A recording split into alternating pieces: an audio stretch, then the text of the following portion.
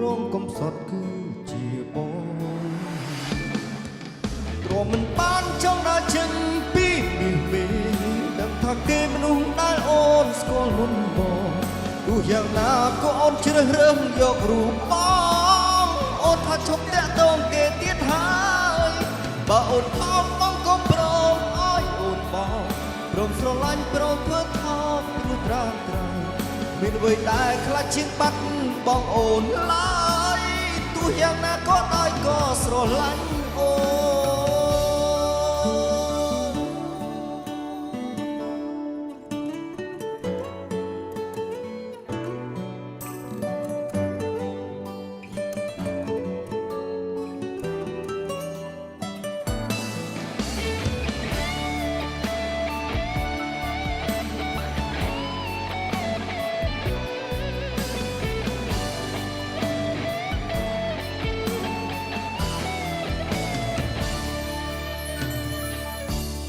យើងទាំងពីរ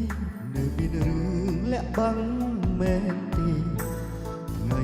មិនជួបអ្នកណាគេគឺជាគេមែនអត់អូននៅតែ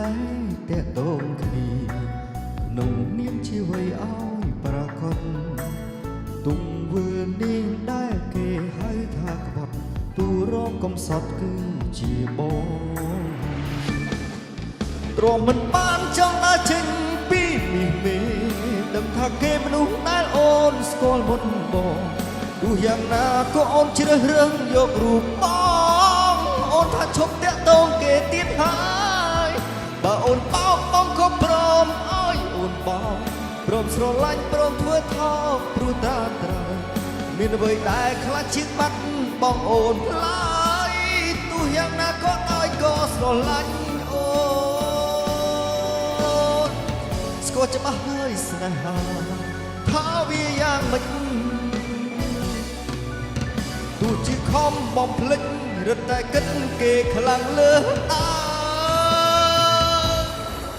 ទ្រាំមិនបានចង់ដើរចេញពីនេះមេដឹងថាគេមនុស្សដែលអូនស្គាល់មុនបងទោះយ៉ាងណាក៏អូនជ្រើស